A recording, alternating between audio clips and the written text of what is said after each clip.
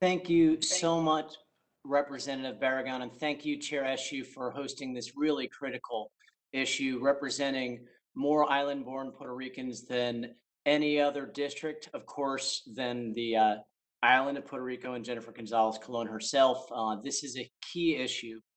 Last term, we had a great bill that came out of this committee where majority and minority staff worked together with the leadership of Chair Eshu and others. And I co-introduced with Representative Gus Bilirakis our territory's Medicaid parity bill. And it represented a really great balance. It set a 5-year set of benchmarks. It raised the funding for each of the territories. It literally would have set us on a great path forward.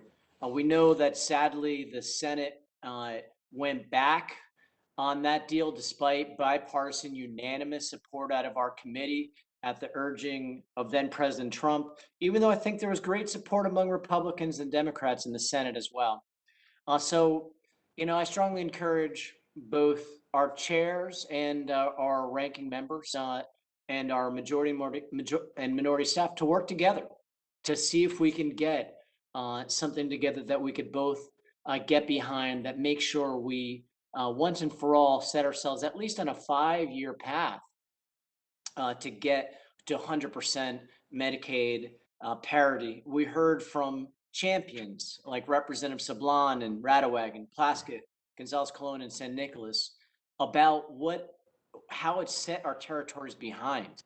When you think of the billions of dollars that they had to dig deep in from their own local territorial budgets, we saw patients left behind in Hurricane Maria or in the many cyclones we saw out in the Pacific territories. We saw that patients can't get transportation. We saw hospitals that ended up not having enough funding to be maintained. So when they were hit with Hurricane Irma and Hurricane Maria, they looked like they were going to be inoperable for many years.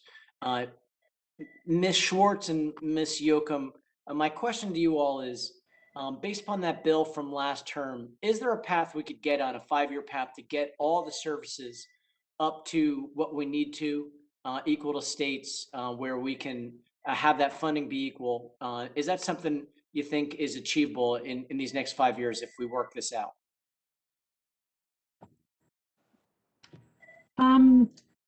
I think the general idea of having a longer-term funding arrangement and a phased implementation of benefits or payment rates or eligibility levels makes a lot of sense.